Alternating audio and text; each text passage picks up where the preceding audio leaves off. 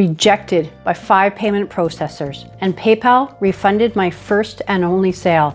Hi, I'm April from MicroOffice Solutions, and I want to share the roadblocks that stopped my online store in its tracks, and how this led to a new opportunity solving the same problem for thousands of international entrepreneurs trying to break into the US market.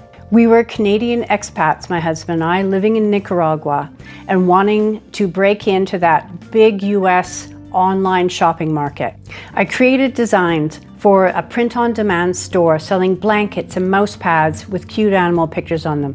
I formed my LLC, I got my EIN, and I set up a virtual address through my resident agent. I created my online store and started looking for a way to get paid from customers. One payment processor after another rejected my application. The only thing I could get was PayPal. Not even the ability to accept credit cards through PayPal, but just the PayPal payment itself. I even talked to payment processors that specialize in high-risk businesses. Keep in mind, I was selling blankets and mouse pads with animal pictures on them, but they couldn't help me unless I had a physical US address. Why? My virtual office was red flagged and blacklisted because there are literally tens of thousands of businesses registered to the same address. This matters because the US government is fighting money laundering by tightening its KYC regulations. The banks and the payment processors must respond to these tightened regulations with stricter rules of their own, or they face billions in fines.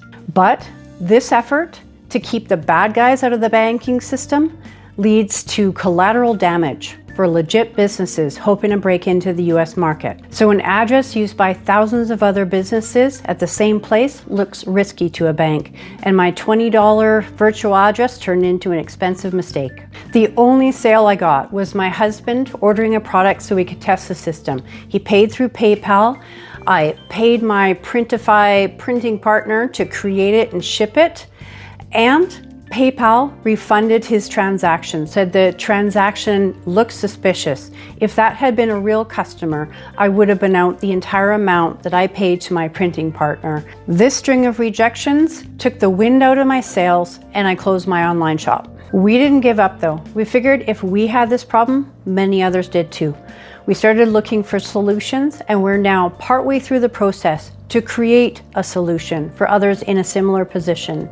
A real solution, not a virtual one. Our idea?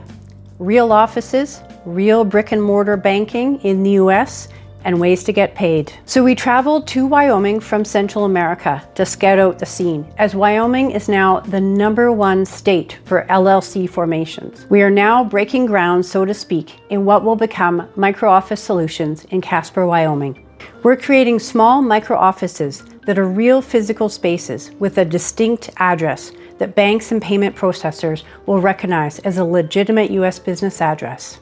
They come with community workspace and everything a regular office has. Opening early 2026. Click the link below to join the priority list and get early access when applications open. Space is limited. Subscribe to follow the whole renovation and build process. I'm documenting everything.